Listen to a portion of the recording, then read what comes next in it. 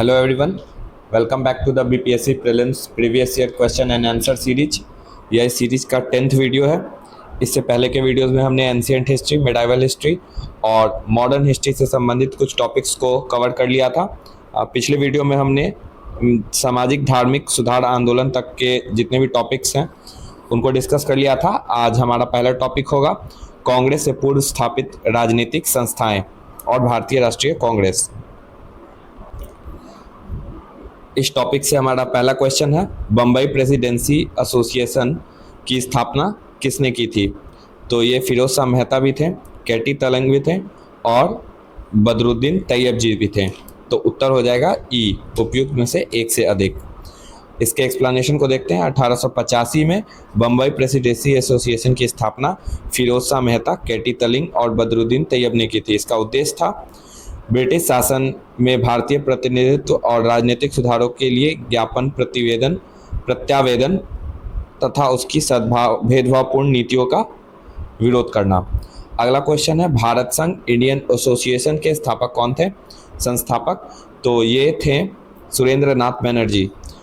26 जुलाई 1876 को सुरेंद्र नाथ बनर्जी ने आनंद मोहन बोस के सहयोग से इंडियन एसोसिएशन की स्थापना कहाँ की थी? कलकत्ता में। यह तत्कालीन संस्थाओं में सबसे महत्वपूर्ण थी, जिसे कांग्रेस की पूर्व अखिल भारतीय स्तर की संस्था का सम्मान प्राप्त था। इस संस्था ने सिविल सेवा परीक्षा प्रणाली में सुधार तथा इल्बर्ट बिल जैसे विवादों को लेकर आंदोलन चलाया। इल्बर्ट बिल विवाद किस गवर्नर जनरल के शासनकाल में था? तो ये रिपन, लॉर्ड रिपन जो थे उनके शासनकाल में था। इंडियन एसोसिएशन संघ में जमींदारों के स्थान पर मध्यम वर्ग को प्रधानता दी गई। ठीक है, कहीं कहीं आपसे पूछा जाता सकता है कि सबसे पहला जो राजनीतिक संस्था थी वो कौन थी? तो इसमें 1838 में हुआ था, स्थापना हुई थी जमींदारी एसोसिएशन की। ठीक है, जिसके संस्थापक थे द्वारका नाथ टैगोर और ये कलकत्ता में स्थापना हुई थी इसकी। अगला क्वेश्चन है, इंडियन एसोसिएशन का नेतृत्व किसने किया? ठीक है, तो ये सुरेंद्र नाथ बनर्जी थे, आनंद मोहन बोस भी थे। तो उत्तर हो जाएगा ई, उपयुक्त में से एक से अधिक। 1876 में इंडियन एसोसिएशन की स्थापना किसने की थी? फिर से रिपीटेड क्वेश्चन है, सुरेंद्र नाथ बनर्जी।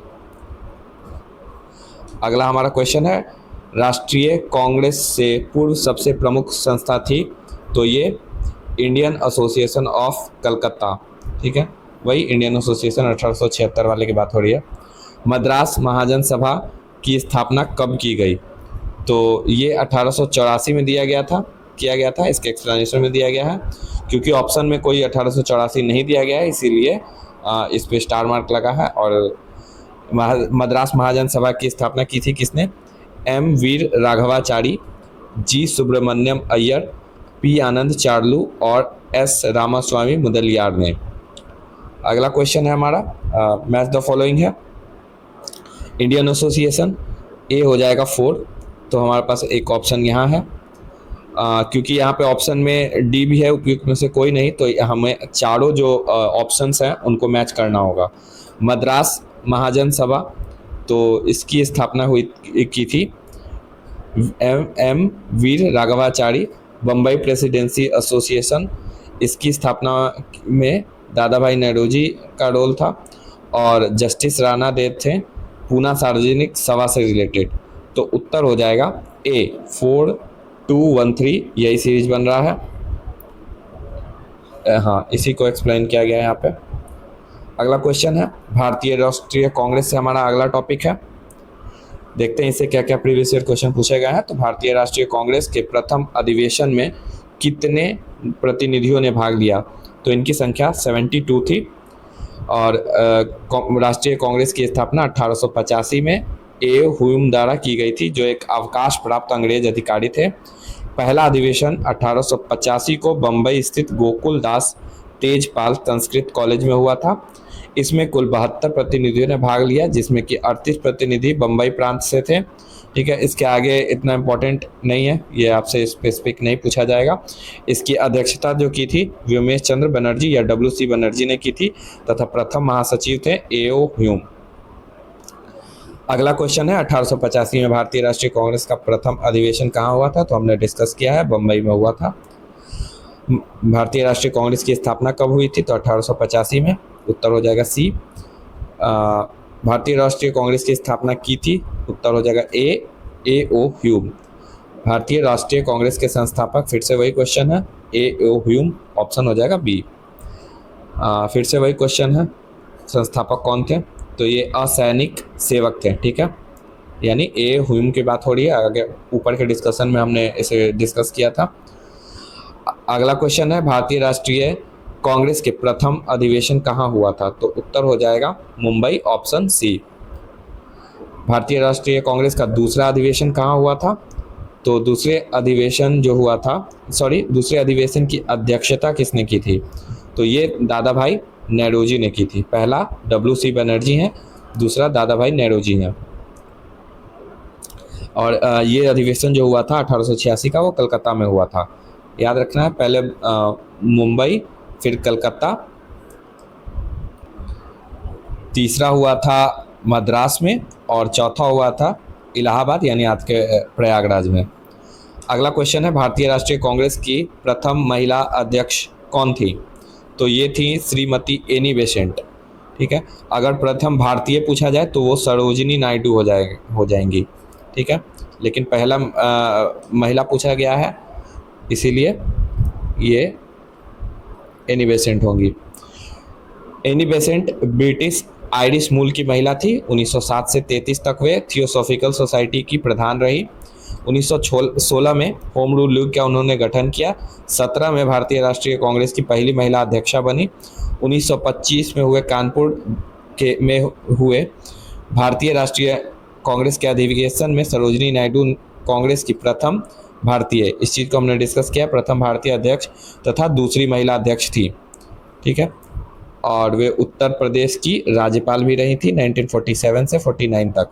अगला हमारा क्वेश्चन है, किस वर्ष में भारतीय राष्ट्रीय कांग्रेस की अध्यक्ष बनी थी? ठीक है, तो यहाँ भारतीय महिला पूछ रहा है, और सरोजिनी नायडू कब बनी थी? 1925 में, ठीक है। तो यहाँ 1925 ऑप्शन दिया ही नहीं गया है, इसीलिए उत्तर हो जाएगा ई। अगर यहाँ पे भारतीय वर्ड नहीं रहता तो 1917 सही हो जाता। इनके नाम पे एनी बेसेंट इस समय थी। तो अगला क्वेश्चन है भी वही है, कांग्रेस की प्रथम भारतीय महिला अध्यक्ष कौन है? तो सरोजिनी नायडू। फिर से वही क्वेश्चन है, भारतीय राष्ट्रीय कांग्रेस की प्रथम महिला अध्यक्ष कौन होंगी?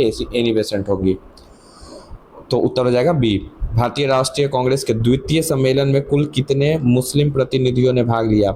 ठीक है, उत्तर हो जाएगा 33, ऑप्शन बी। एक्सप्लेनेशन को देखते हैं।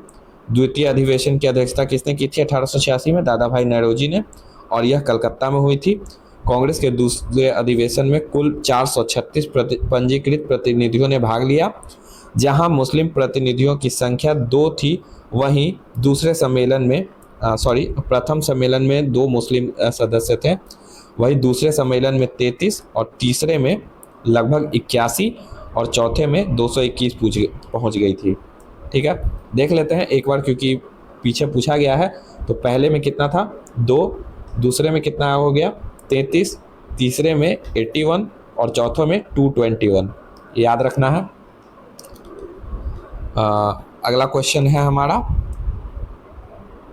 भारतीय राष्ट्रीय कांग्रेस के पहले मुस्लिम अध्यक्ष कौन थे? तो ये थे बदरुद्दीन तैयब जी।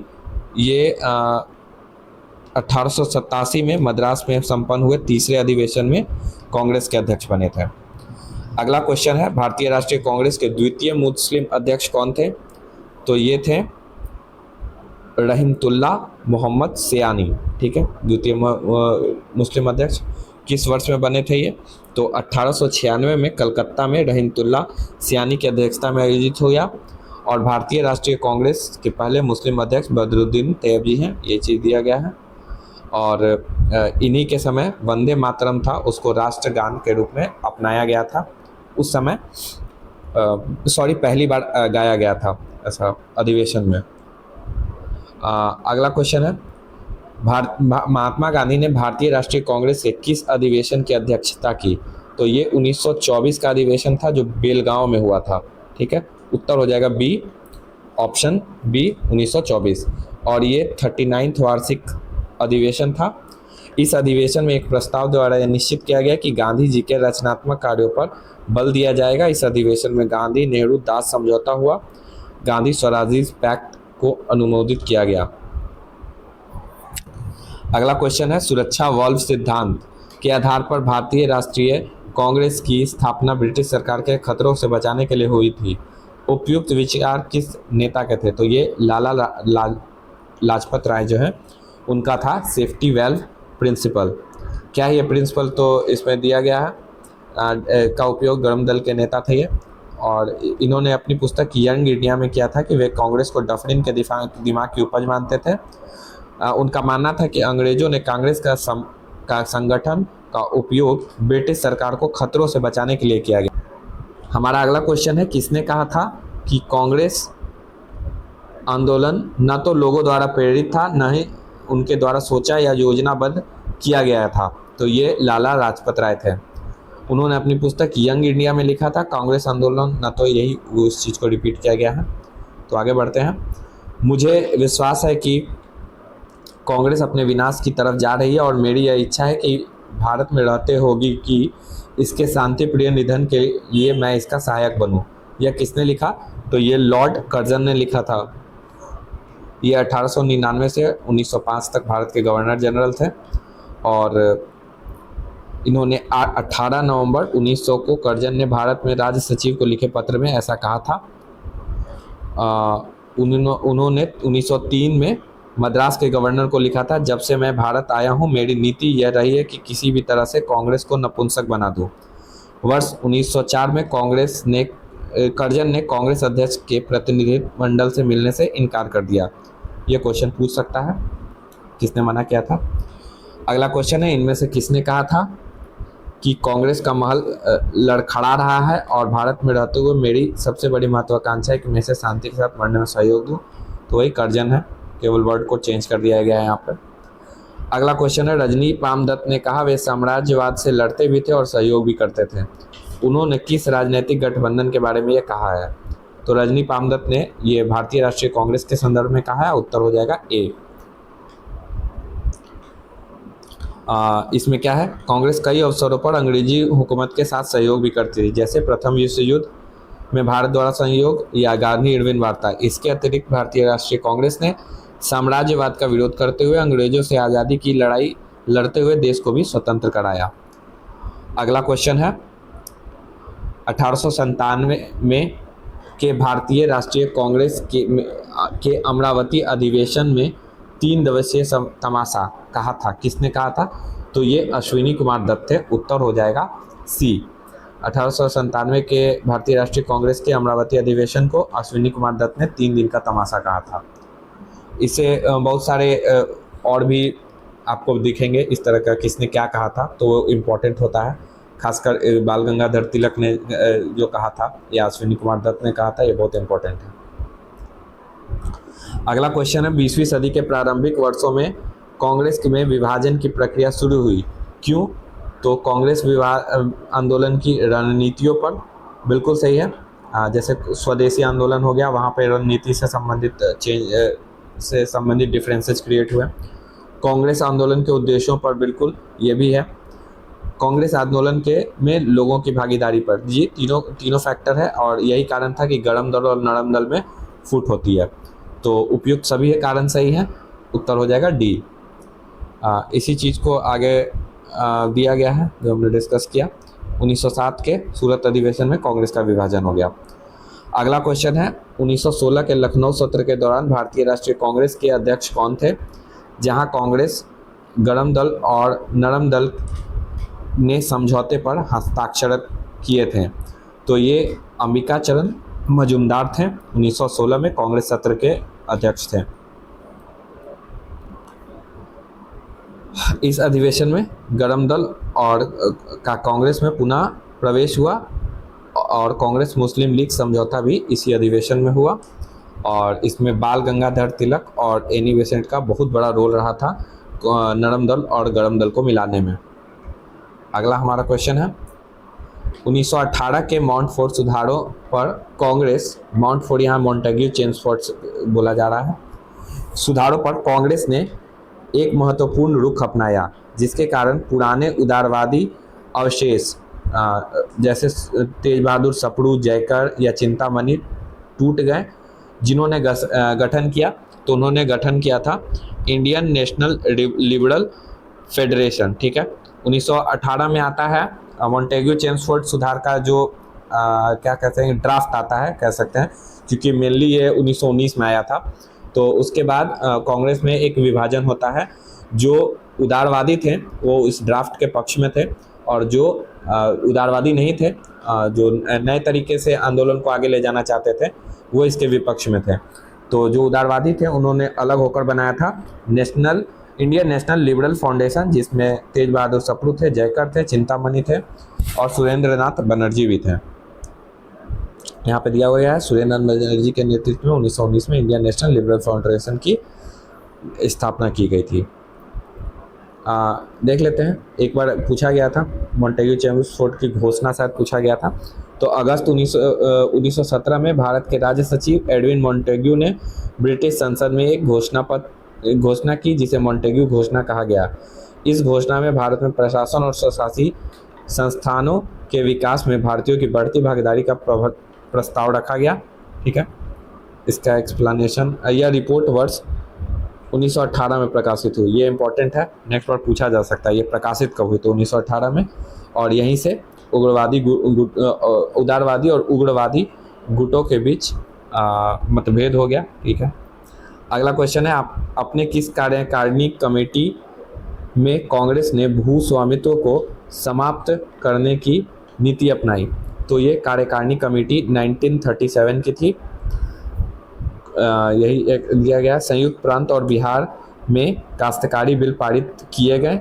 इसी दौरान सभी कांग्रेस शासित प्रांतों में कृषकों को साहूकारों से चंगुल से बचाने के लिए तथा सिंचाई सुविधाओं को बेहतर बनाने के प्रयास किए गए। 1938 में भारतीय राष्ट्रीय कांग्रेस के अध्यक्ष कौन बने? तो ये सुभाष चंद्र बोस थे। एक्सप्लेनेशन को देखते हैं। और ये 1938 का जो अधिवेशन हुआ था वो हरिपुरा, जो कि अभी गुजरात में है, वहाँ हुआ था। और निर्विरोध सुभाष चंद्र बोस जो थे अध्यक्ष चुने गए थे।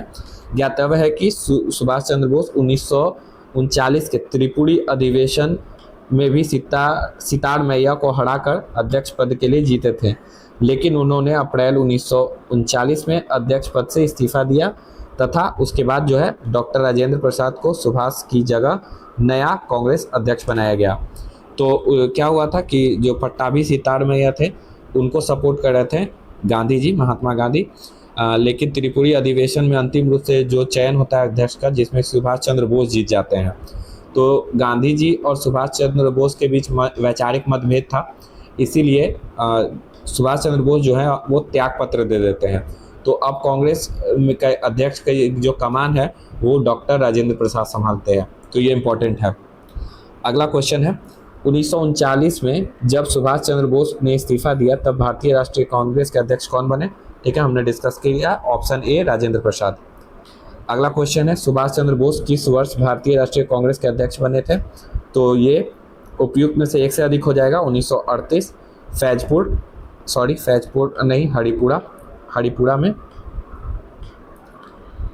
और 1939 त्रिपुरी। और ये जो हमने ऊपर डिस्कस किया कि अध्यक्ष कौन बनेगा और या इस्तीफा का सिलसिला था, तो उसे त्रिपुरी संकट भी कहा जाता है।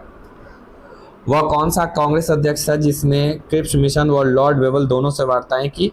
तो वे अबुल कलाम आज़ाद थे। उत्तर हो जाएगा ए, ऑप्शन ए। और वे 1940 से 1946 तक कांग्रेस के अध्यक्ष रहे। उन्होंने क्रिप्स मिशन तथा लॉर्ड वेवल दोनों से वार्ताएं की। 1940 से 46 तक वो रहे थे अध्यक्ष। भारत के विभाजन के समय भारतीय राष्ट्रीय कांग्रेस का अध्यक्ष कौन था? तो ये जेबी कृपलानी थे। ठीक है, भारतीय राष्ट्रीय कांग्रेस का अध्यक्ष विभाजन के समय कौन है? जेबी कृपलानी है अध्यक्ष।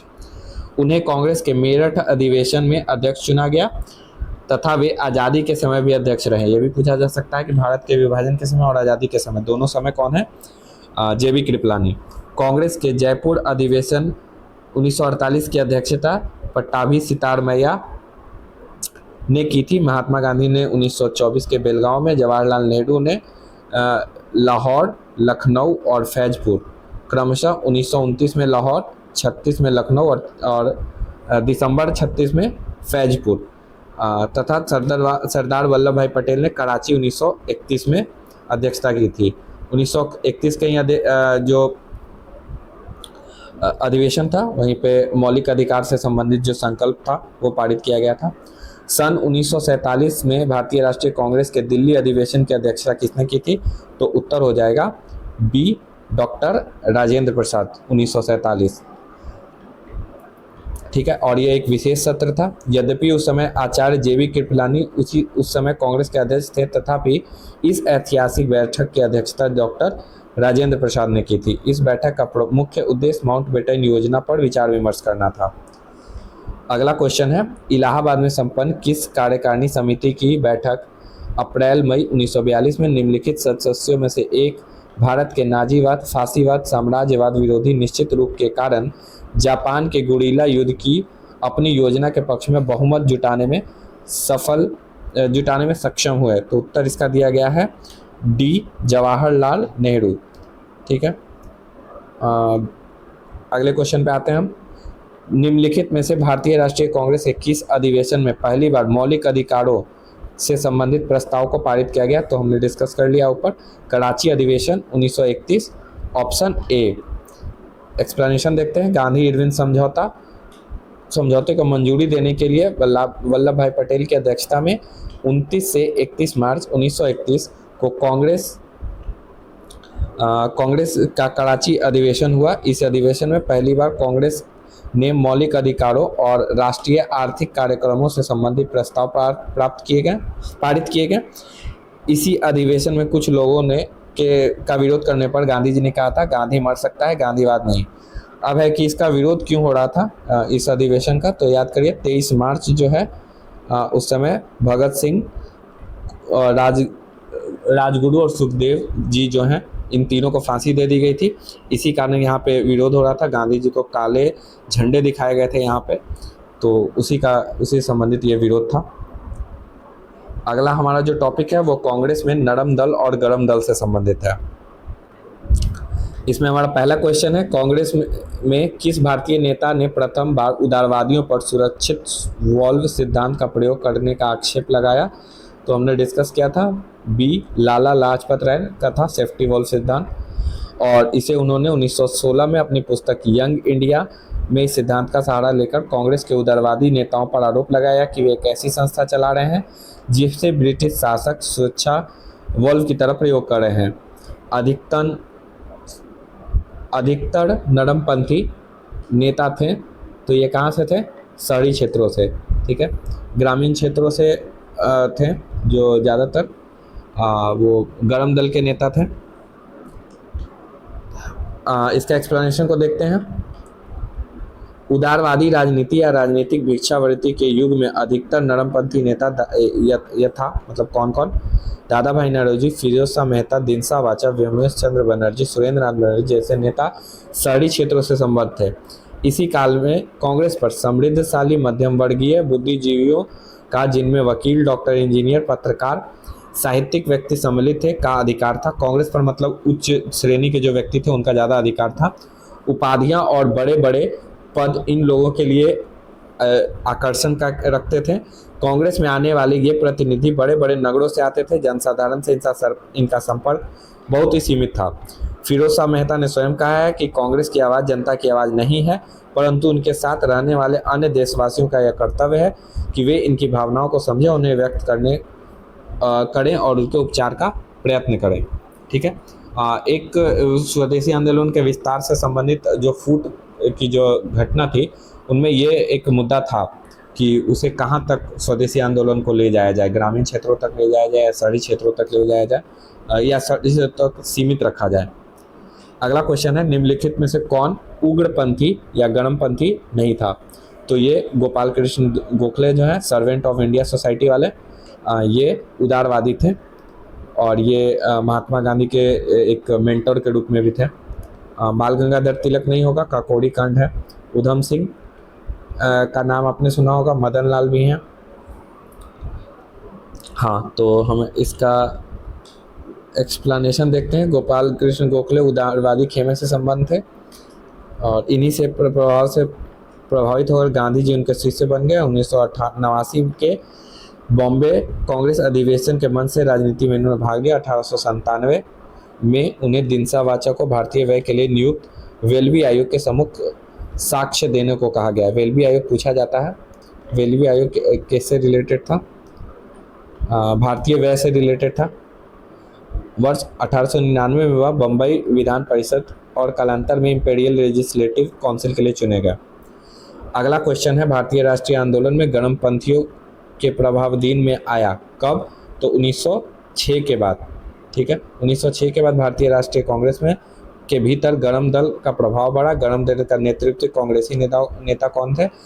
लाल बाल पाल, ठीक है, बाल गंगाधर तिलक, लाला लाजपत राय और विपिन चंद्र पाल, और अरविंद घोष भी हैं इनमें। अगला क्वेश्चन है, निम्नलिखित में से कौन सा नेता कांग्रेस के गरम दल से संबंधित था? ठीक है, गरम दल से, तो यहाँ दादा भाई नौरोजी नहीं होंगे, एस.एन. बनर्जी, सुरेंद्र नाथ बनर्जी नहीं होंगे, जी.के. गोखले नहीं होंगे, अरविंद घोष होंगे। उत्तर हो जाएगा ए। हाँ, तो इसका अरविंद घोष के बारे में कुछ दिया गया है डिस्क्रिप्शन। तो अरविंद घोष कांग्रेस के गरम दल के नेता थे और 1893 से 94 में अपने लेख में उन्होंने कहा कांग्रेस श्रमिक से दूर है, अराष्ट्रवादी और पूर्णतः असफल रही है। ठीक है, और वर्ष 1908 में पुलिस पर मनिकतल्ला उद्यान, अन्य नाम मुरारी पुकुर बागान बाड़ी में छापा मारकर 14 क्रांतिकारियों को गिरफ्तार किया गया और अरविंद घोष को ग्रे स्ट्रीट में स्थित उनके घर से गिरफ्तार किया गया। कहाँ? मनिकतल्ला केस में अरविंद घोष को गिरफ्तार किया गया था। सभी के ऊपर अलीपुर षड्यंत्र करने के मामले में मुकदमा चला। अलीपुर षड्यंत्र के मामले में अरविंद घोष पर लगभग 1 साल मुकदमा चला, किंतु बाद में साक्ष्य के अभाव में उन्हें छोड़ दिया गया। कालांतर में वह आतंकवादी, ये लिखना सही नहीं है, ये आतंकवादी वर्ड यूज नहीं करना चाहिए। हमारे जो फ्रीडम फाइटर्स हैं उनके लिए ये बिल्कुल गलत है। तो उनके जो उग्र क्रियाकलाप थे उनसे अलग होकर वे सन्यासी बन गए तथा पौंडीचेरी में चले गए। और अलीपुर षड्यंत्र केस में जो वकील थे वो सी.आर. दास, चित्तरंजन दास थे। अगला हमारा क्वेश्चन है, निष्क्रिय विरोध के सिद्धांत का प्रतिपादन किसने किया था? तो ये अरविंद घोष थे। उत्तर हो जाएगा डी। पैसिव रेजिस्टेंस पर लेखों की श्रृंखला सर्वप्रथम 1907 के वंदे मातरम समाचार पत्र से प्रकाशित थी। उनका मानना था कि अंग्रेजों को भारत अविलंब छोड़ देना चाहिए। जब तक अंग्रेज ऐसा नहीं करते तब तक उनके विरोध प्रदर्शन करते रहना चाहिए। अगला क्वेश्चन है, भारत राष्ट्रीय आंदोलन में निम्न में से किसको नरम दलीय तौर पर नहीं जाना जाता था? नरम दलीय तौर पर मतलब नरम नहीं यानी गरम। तो बाल गंगाधर तिलक आ गए हैं यहाँ पे, तो उत्तर हो जाएगा ए, बाल गंगाधर तिलक। और उन्होंने बाल गंगाधर तिलक ने अनुनय विनय की नीति की आलोचना की थी कांग्रेस की। और तिलक ने कांग्रेस के बारे में कहा था, यदि वर्ष में हम एक बार मेढक की तरह टर्राएं तो हमें कुछ नहीं मिलेगा। ये पूछा जा सकता है स्टेटमेंट देके। अगला क्वेश्चन है, बाल गंगाधर तिलक लोकमान्य तिलक के नाम से कब जाना लगा उन्हें? तो इसका में आंसर दिया गया है ई। देखते हैं इसका एक्सप्लेनेशन क्या है। ब्रिटिश सरकार ने बाल गंगाधर तिलक को पुणे के तत्कालीन प्लेग कमिश्नर W.C. रैंड और लेफ्टिनेंट आयर्स की हत्या के मामले में अभियुक्त बनाया। तिलक को दोषी पाया गया और उन्हें 18 माह की कठोर कारावास सजा सुनाई गई। जब वे जेल से बाहर आए तो वे राष्ट्रीय नायक, नेशनल हीरो के रूप में उभरे। इस तरह किसी एक घटना ने नहीं बल्कि अनेक राष्ट्रवादी कार्यों के बाद तिलक को लोकमान्य की उपाधि दी गई। ठीक है, कोई एक घटना नहीं था, बहुत सारी घटनाएं जुड़ी हुई थी इससे। स्वराज मेरा जन्मसिद्ध अधिकार है और मैं इसे लेकर रहूंगा, ये कहा था बाल गंगाधर तिलक ने। उत्तर हो जाएगा सी। इससे संबंधित विवाद की चर्चा नीचे दी गई है यहाँ पे, बट अगर बीपीएससी ने इसका उत्तर बाल गंगाधर तिलक माना है तो आप भी इसे यही मानेंगे। स्वराज मेरा जन्मसिद्ध अधिकार है, मैं इसे लेकर रहूँगा। ठीक है, बाल गंगाधर तिलक, ऑप्शन वही सेम क्वेश्चन है। फिर से वही क्वेश्चन है, 11 नंबर क्वेश्चन भी, तो उत्तर हो जाएगा सी।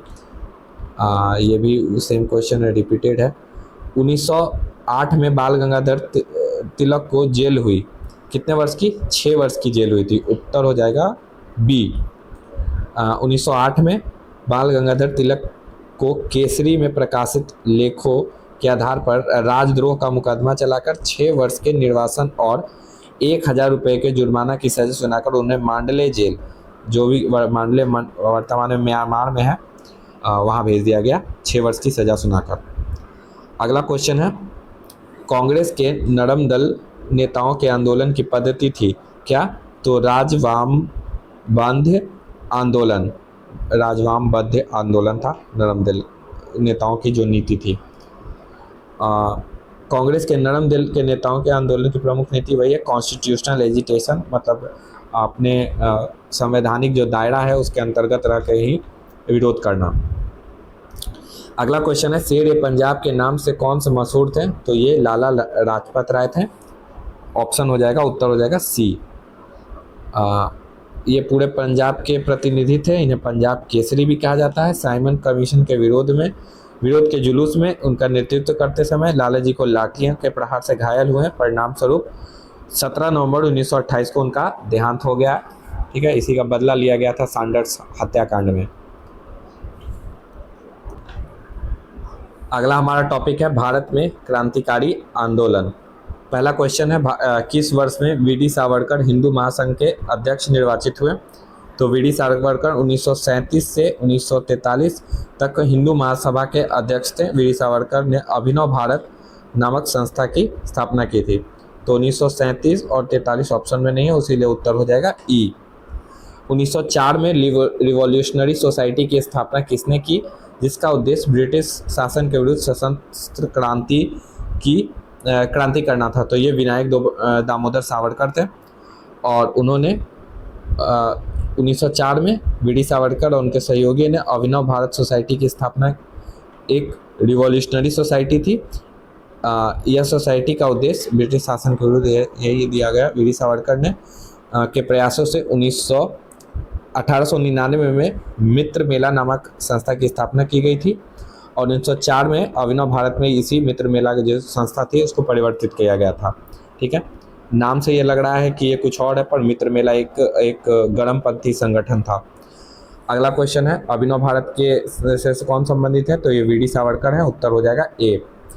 अगला क्वेश्चन वही भी है, अभिनव भारत नामक एक गुप्त संगठन अंग्रेजों का मुकाबला करने के लिए किसने संगठित किया? तो वी.डी. सावरकर। काकोरी कांड से संबंधित कौन नहीं थे? ठीक है, तो राम प्रसाद बिस्मिल थे, राजेंद्र लाहिड़ी थे, अशफाक उल्लाह थे, सूर्य सेन नहीं थे। ये चटगांव शस्त्रागार जो मामला था वहाँ से संबंधित थे, उत्तर हो जाएगा बी। काकोरी को अब सरकार ने, यूपी सरकार ने इसका नाम ऑफिशियली चेंज किया है, और इसको बोला जाता है काकोरी ट्रेन एक्शन। वर्ष 1920 के मध्य हिंदुस्तानी सेवा दल की शुरुआत किसने की थी? हिंदुस्तानी सेवा दल की शुरुआत की थी N.S. हार्डिकर ने। एक्सप्लेनेशन देख लेते हैं। हिंदुस्तानी सेवा दल या मंडल की शुरुआत स्वतंत्रता सेनानी N.S. हार्डिकर ने की थी। कांग्रेस के तहत कार्य करने वाले इस संगठन के सदस्य गांधी टोपी पहनने के लिए जाने जाते थे। इस दल की स्थापना 1923 में हुई थी। ठीक है, 1923 से 28 के काल में भारतीय राजनीति में क्रांतिकारी कार्यविधियों की पुनरावृत्ति, ठीक है, क्रांतिकारी मतलब उग्रवादी जो गतिविधियां थी उसके बढ़ने का कारण क्या थी? तो सारे स्टेटमेंट देखते हैं। हरदयाल और लाला लाजपत राय जैसे नेताओं का बढ़ता हुआ प्रभाव, जी नहीं। गांधी जी द्वारा असहयोग का स्थगन, हाँ बिल्कुल, पूरे देश में इससे संबंधित रोष था क्योंकि स्थगित किया गया था उसको। विदेशी घटनाओं का प्रभाव, नहीं, इस समय वर्ल्ड वॉर ख़त्म हो चुका था और भी कोई ऐसी विशेष परिस्थितियां नहीं थी। भारतीयों की मांगों को अंग्रेजों द्वारा अस्वीकार किया जाना, ये भी गलत है, तो उत्तर हो जाएगा, जब सबसे सटीक आंसर है बी। एक्सप्लेनेशन को देख लेते हैं। वर्ष 1922 में असहयोग आंदोलन के स्थगन और देश में किसी भी प्रकार की राजनीतिक गतिविधि के अभाव से, ठीक है, राजनीतिक गतिविधि के अभाव से बहुत समतावान राष्ट्रवादी युवाओं का मोह भंग हो गया। ये गांधी जी के नेतृत्व और अहिंसात्मक संघर्ष की राजनीति से असंतुष्ट थे। ये रूस, चीन, आयरलैंड, तुर्की, मिस्र आदि में कहीं भी होने वाली क्रांतिकारी आंदोलनों और विद्रोहों से अनुप्राणित होकर हिंसात्मक माध्यम से ब्रिटिश शासन को उखाड़ फेंकने के लिए प्रयासरत थे। अगला क्वेश्चन है, हिंदुस्तान रिपब्लिकन एसोसिएशन की स्थापना कब हुई थी? तो 1924 में हुई थी। और 1924 में सचिंद्र नाथ सान्याल, राम प्रसाद बिस्मिल ने कानपुर में इस क्रांतिकारी संस्था की स्थापना की थी।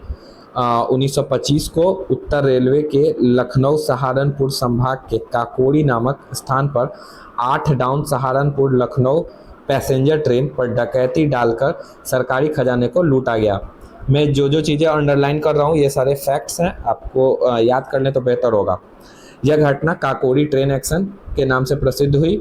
इस कांड में 43 क्रांतिकारियों को गिरफ्तार किया गया, जिनमें राम प्रसाद बिस्मिल, अशफाक उल्ला खान, रोशन सिंह, राजेंद्र दहड़ी को फांसी हुई, जबकि चंद्रशेखर आज़ाद हैं जो फरार हो गए। अगला क्वेश्चन है, काकोड़ी ट्रेन एक्शन या डकैती में किन क्रांतिकारियों को फांसी की सज़ा दी गई? हमने ऊपर देखा था, राम प्रसाद बिस्मिल और अशफाक उल्ला थे।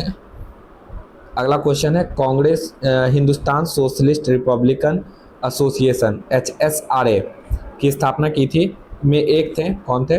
भगत सिंह थे। BR अम्बेडकर नहीं होंगे, सुभाष चंद्र बोस नहीं होंगे, जयप्रकाश नारायण भी नहीं होंगे। इन्होंने कांग्रेस सोशलिस्ट पार्टी की स्थापना की थी। एक्सप्लेनेशन देख लेते हैं।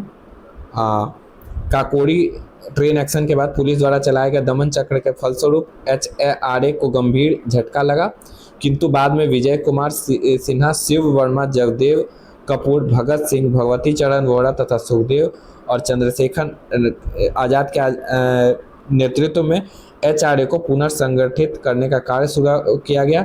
1928 में फिरोज शाह कोटला मैदान में चंद्रशेखर आज़ाद के नेतृत्व में एक बैठक हुई, जिसमें HRA का नाम बदलकर HSRA कर दिया गया। ठीक है।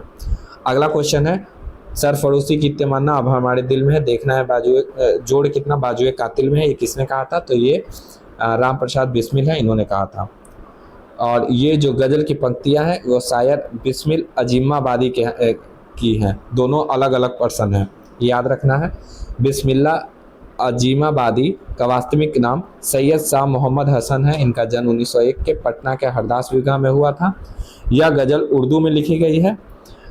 वर्ष 1921 में काजी अब्दुल गफ़ार की पत्रिका सबाह में छपी थी। मे भी नेक्स्ट टाइम पूछ दिया जाए। सरफरोशी की तमन्ना अब हमारे दिल में, ये कि रचयिता कौन है? तो उत्तर हो जाएगा ई, बिस्मिल्लाह अजीमाबादी होगा इसका उत्तर। इनकलाब जिंदाबाद का नारा किसने दिया था? तो ये भगत सिंह थे। प्रसिद्ध नारा इनकलाब जिंदाबाद हजरत मोहानी द्वारा दिया गया था। हजरत मोहानी एक स्वतंत्रता सेनानी और उर्दू भाषा के प्रसिद्ध कवि थे, जबकि भगत सिंह ने इसे लोकप्रिय बनाया था। अतः निकटतम उत्तर ऑप्शन सी का चयन किया जा सकता है, क्योंकि यहाँ पे ऑप्शन ई नहीं है, इसीलिए भगत सिंह इसमें सबसे निकटतम उत्तर होगा इसका। मशहूर नारा इनकलाब जिंदाबाद किसने दिया था? तो हजरत मोहानी। यहाँ मिल गया ऑप्शन हजरत मोहानी का, उत्तर हो जाएगा सी। भगत सिंह, राजगुरु, सुखदेव को फांसी कब हुई थी? तो ये 23 मार्च 1931 को हुई थी। हिंदुस्तान सोशलिस्ट रिपब्लिकन एसोसिएशन के 2 सदस्य तथा बटुकेश्वर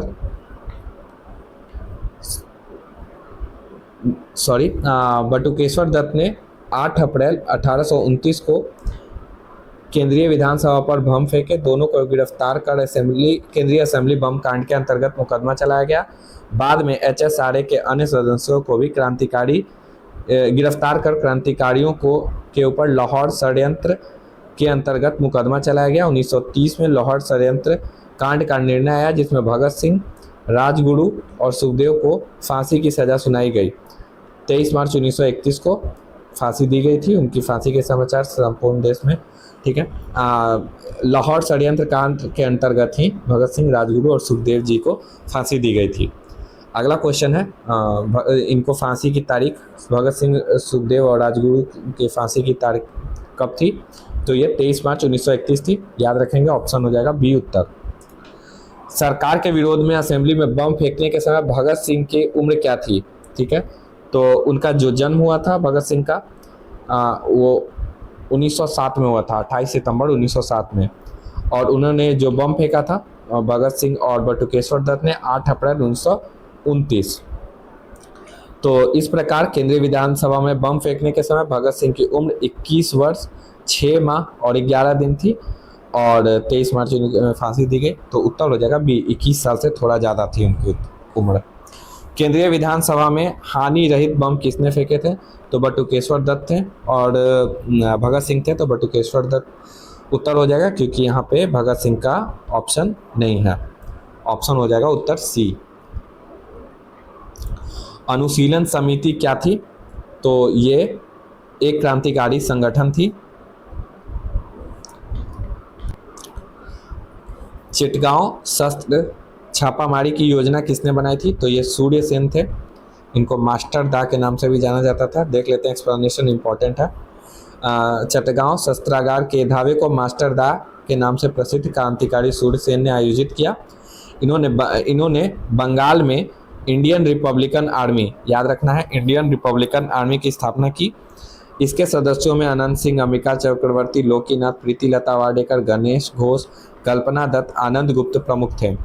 1930 को सूर्य सेन ने अंग्रेजों के विरुद्ध युद्ध की घोषणा की। सूर्य सेन के नेतृत्व में IRA के सदस्यों ने चटगांव शस्त्रागार पर आक्रमण कर हथियारों पर कब्जा कर लिया। 22 मई 1930 को IRA के सदस्यों और सेना के बीच संघर्ष हुआ, जिसमें 80 सैनिक और 12 क्रांतिकारी मारे गए। 16 फरवरी 1933 को सूर्य सेन को गिरफ्तार कर लिया गया। उन्हें मुकदमा चलाकर 12 जनवरी 1934 को उनको फांसी दे दी गई। अगला क्वेश्चन है, चटगांव शस्त्रागार धावे से संबंधित कौन है? तो सूर्य सेन है। उत्तर हो जाएगा डी। अगला क्वेश्चन है, 1923 के 28 के काल में भारतीय राजनीति में क्रांतिकारी गतिविधियों के पुनरावृत्ति का कारण था। हमने ऊपर डिस्कस किया है। उत्तर हो जाएगा बी, गांधी जी द्वारा असहयोग का स्थगन। तो अगला हमारा टॉपिक है भारत से बाहर क्रांतिकारी गतिविधियां, जिसे हम अगले वीडियोज़ में करेंगे, क्योंकि ये वीडियो काफ़ी लंबा हो चुका है। आज के लिए इतना ही। Thank you and have a nice day.